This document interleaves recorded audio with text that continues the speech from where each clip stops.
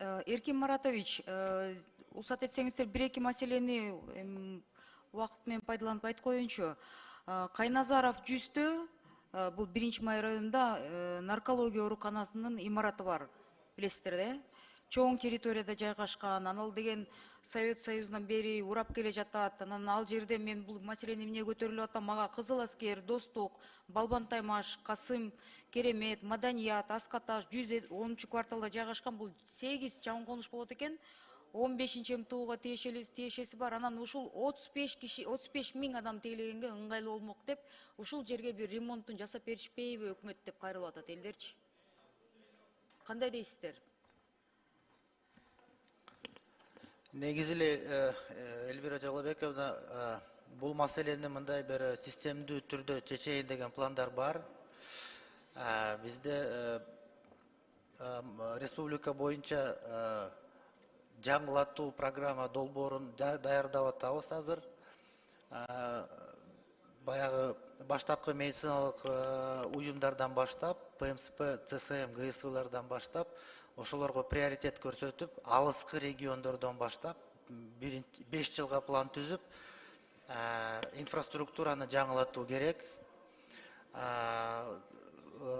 ПМСП, ЦСМдерден приоритет кылып туруп, андан кийин райондук деңгээлдеги больницаларды, эски урап турган больницаларды ремонт кылыштын кажети жок, аларды просто бир нөлдөн баштап жаңыдан куруш керек. Туура айтасыз, ошол жерде территория абдан чоң. Анан ички миграция менен билесиздер, чүйт тегерегинде элдин саны көбөйүп атат. Бишкектин ичинде жаңы конуштар менен элдин саны көбөйүп атат, ошол туура болмок. Эгер ушуну толугу менен сүрдүрүп туруп жаңы оорукана салсаңыздар абдан жакшы болмок. Бул жериңизди мен колдойм да. Андан тышкары айтып кете турган нерсе, бул катты мен сизге жөнөттүм. Анан өзүңүзгө да айткам, бирок расмий бир айтып коеюнчу. Бизде 1-май районунда Мурас Ордо конушунун жашоочуларынын атынан кайрылуу келген. Бул кат сизге кетти. Суранычта Бишкек шаарынын Горздравты саламаттык сактоо министрлиги өзүнө алганда ведомствонун астында каржылоо маселеси да кеткен да. Бирок 2 жыл мурда ушул ФАПтын жылуулук системасынын ремонтуна 1 миллион 300 1 миллион 400 миң каражат бөлүнгөн да. Ошол мэрияда ошол каражат же ар эмес же бер эмес туруп калыптыр. Анан буну же МТУга бөлүп бересиңерби, же акимиятка бөлүп бересиңерби, кандай кылалы деп чечелик десем, эми билесиздер да, азыр бир туура эмес жылыш болуп кетсе, кылмыш иши козголуп кетет деп мамлекеттик кызматта иштеген адамдар тартынышат да. Ушуну министр катары бул каражатты бир жообун таап, айласын таап туруп, ушуну ремонт кылып бериңиздерчи. Чоң конушта. Мүмкүн бул маселе силерде барбы, жокпу? Анан дагы бир нерсе, биздин поликлиникаларда бекер 50 анализдерди лабораториядан жасаш керек. Бул деген УЗИ да кошулганда да, рентген дагы 50% скидкасы болот экен да, программа госгарантий боюнча. Бирок негедир дарыгерлер баары бери жеке лабораторияларга жөнөтүшөт да. Бул боюнча кабарыңыз барды?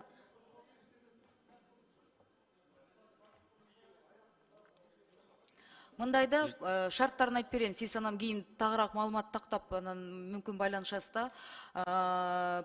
Поликлиникадан приписка керек, ОМС боюнча страховкасы керек, анан доктордон направление берилгенден кийин, ошондон кийин биздин жарандар ооруканада 50 лабораториялык анализ боюнча бекер анализ тапшыра алышат. Мамлекет бул деген программа госгарантий боюнча каражат бөлүнгөн. Ар жылы бөлөбүз да.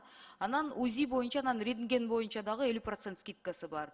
Бирок эгер жаранда деген припискасы, анан доктордон направлениясы жок болсо, анда анализдерди бүтүрө аласызбы? Эмеге процедураны чыксаңыз, 5-чи процедурага. 5-чи процедураны.